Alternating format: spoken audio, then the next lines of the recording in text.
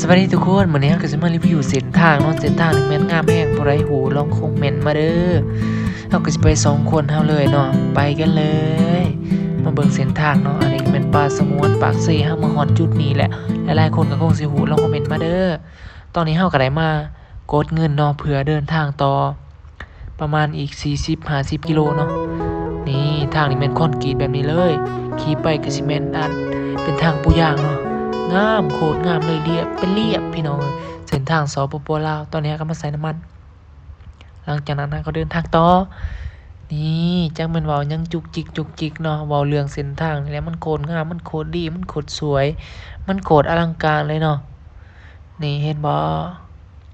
ไผบ่เชื่อใส่เบิ่งกล่องหลังนี้ตอนนี้ก็มาฮอดด่านตำรวจแล้วหัวใจอยากเต้นแน่หน่อยนึง พอเห็นตำรวจแล้วใจสั่นเนาะมาหอดด่านเก็บเงินพี่น้องเส้นทางนี่เป็นเส้นทางที่งามแต่อาจจะบ่แม่นเส้นทางของรัฐบาลเนาะอาจจะเป็นเส้นทางของเอกชนเนาะเส้นทางรัฐบาลบางเส้นก็งามบางเส้นก็ขี้ร้ายเนาะตอนนี้เราก็พักก่อนเพราะว่าเซ็งยกเลิกเนาะผู้สาวแคนเซิลบ่ได้ถ่าย MV กับผู้สาวจ้อย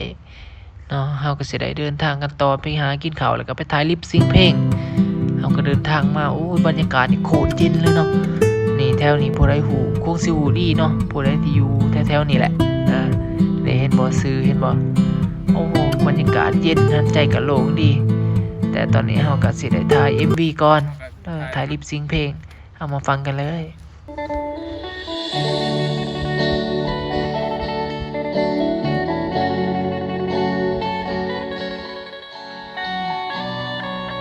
เฮ็ดสัวความหมายยังถามหาโอกาสให้ไปหาอยู่วัดคุณเลิศทำแท้บ่แม่นพญาอินพญาแท้ที่สิให้เจ้าได้คันให้เจ้ากาขึ้นมาเจ้าก็สิมาแม่จิ้มแทงหัวใจโอกาสของอ้ายบ่มีไว้ให้คนจังสิ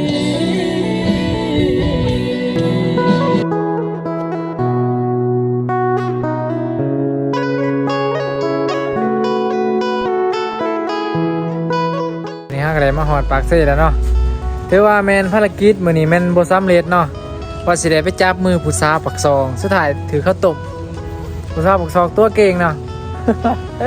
คลิปนี้ก็จบเพียงส่ำนี้เนาะเราถ่าย EP ต่อไปมื้ออื่นแม่นเฮาจะได้ไปถ่ายMV แต่ว่าต้องได้นัดผู้สาวใหม่อีกผู้สาวปักซองกี่ตัว